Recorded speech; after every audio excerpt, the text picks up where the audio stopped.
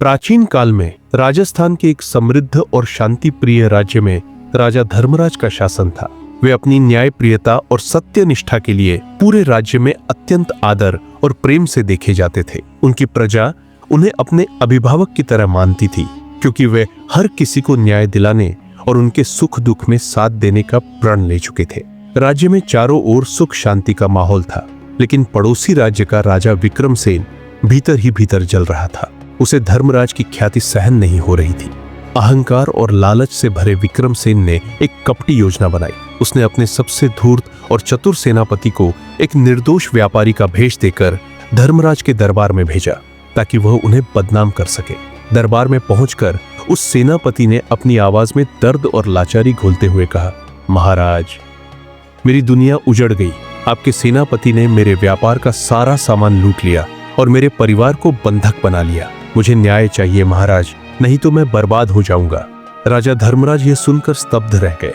उनके लिए यह विश्वास करना कठिन था कि उनका प्रिय सेनापति ऐसा अन्याय कर सकता है। उन्होंने तुरंत अपने सेनापति को बुलाया। सेनापति की आंखों में आक्रोश और बेबसी झलक रही थी। उसने दृढ़ स्वर में कहा, महाराज, यह सरासर झूठ है। मैंने कभी किसी के साथ अन्याय नहीं किया। आप मुझे जानते हैं, मैं ऐसा कभी नहीं कर सकता। राजा धर्मराज के मन में संशय था। वे असमंजस में थे कि सत्य क्या है, लेकिन वे जानते थे कि बिना जांच के निर्णय लेना न्याय के विरुद्ध होगा।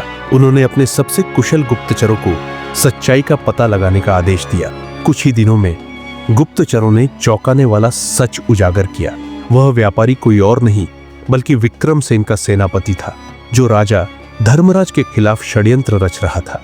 राजा धर्मराज ने यह बात का खुलासा पूरे दरबार के सामने किया। उनकी आवाज गर्जन कर रही थी, सत्य की विजय सदा होती है। जो छल और कपट के सहारे दूसरों को गिराने की कोशिश करता है, वह स्वयं गिर जाता है। राजा ने उस धोखेबाज सेनापति को उचित दंड दिया, लेकिन उन्होंने अपनी महानता दिखाते हुए विक्रमसेन को एक संदेश भेजा, युद्ध और कपट से कुछ नहीं मिलता। यदि तुम्हारा उद्देश्य सही है तो हम मित्र बन सकते हैं। शांति से अधिक कीमती कुछ भी नहीं। विक्रमसेन को अपनी गलती का गहरा एहसास हुआ। उसकी आंखें शर्म से झुक गईं और उसने राजा धर्मराज से क्षमा मांगते हुए उनसे मित्रता कर ली। इस प्रकार सत्य और धर्म की जीत हुई और दोनों राज्यों में सदा के लिए शांति स्थापित हो गई।